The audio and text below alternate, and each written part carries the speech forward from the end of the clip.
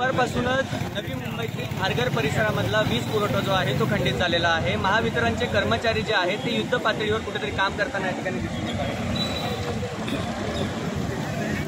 खारघर टाटा 1 खारघर टाटा 2 या भागातील 12 रोहित्रे, त्याचबरोबर केव्हीए कॉलेज परिसरातील 2 रोहित्रे, खारघर सेक्टर 35 मधील स्वप्नपूर्ती सोसायटी असेल, व्हॅलीशील्ड सोसायटी असेल, या सर्व ठिकाणची जी आहे ती काल रात्रीपासूनच जी आहे ती लाईट गेलेली आहे।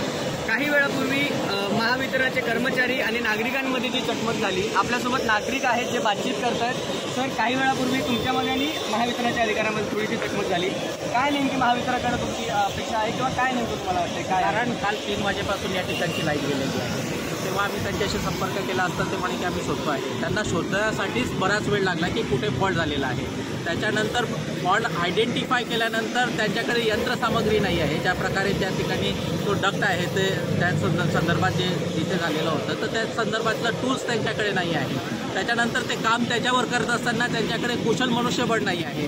म्हणजे ही जी महावितरण जी आहे ती अशा प्रसंगासाठी त्यांच्याकडे कोणत्याही प्रकारची यंत्रणा सज्ज नाही आहे आणि जो कालावधी लागला पाहिजे, एखादं काम होण्यासाठी जो कालावधी लागला पाहिजे त्यापेक्षा जास्त कालावधी या ठिकाणी लागत आहे। त्यामुळे काल 3 वाजता गेलेली लाईट आज 8, 9, 10 वाजता आहे तरी लाईट येण्याचा कुठेही नाही। लोकांनी पूर्ण रात्र अंधारामध्ये काढली। म्हणजे महावितरण एवढे पैसे लोकांकडून घेते आणि ज्या ठिकाणी फॉल्ट होतो ती दुरुस्त करण्यासाठी ही यंत्रणा सज्ज नाही, म्हणजे फारच ही दुर्दैवाची गोष्ट आहे।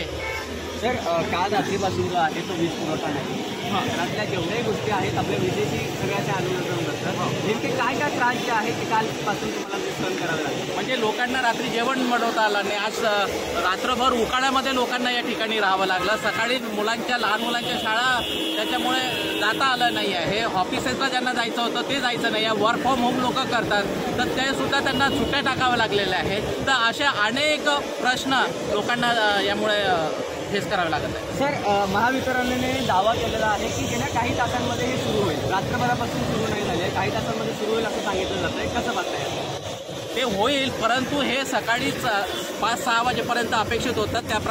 त्याप्रमाणे त्यांनी सर्वांना मेसेजही पाठवला होता की सकाळी 6:30 वाजेपर्यंत इलेक्ट्रिसिटी तुमची रिस्टोर होईल, परंतु 6:30 वाजेपर्यंत लाईट आले नाही। म्हणून त्या ठिकाणी लोक या ठिकाणी येऊन स्वतः येऊन चेक करताय की बुवा हे काम कुठपर्यंत होत आहे। परंतु हे चेक केल्यानंतर असं कळलं की फार संथ गतीने हे काम चालू आहे आणि जे आवश्यक टूल्स आहे याच्याकडे ते नाही आहे। मनुष्यबळ कमी आहे, मनुष्यबळाला लागणारं जे काही हे नॉलेज आहे तेही नाही आहे त्यांच्याकडे। मनुष्यबळाला लागणारं जे नॉलेज आहे किंवा मनुष्यबळ जे आहे त्याच्यातील सामग्री आहे ती सर्वतः कमी असलेले नागरिक कुठेतरी संतप्त होताना दिसून येत आहेत। तुषार पाटील, नवी मुंबई।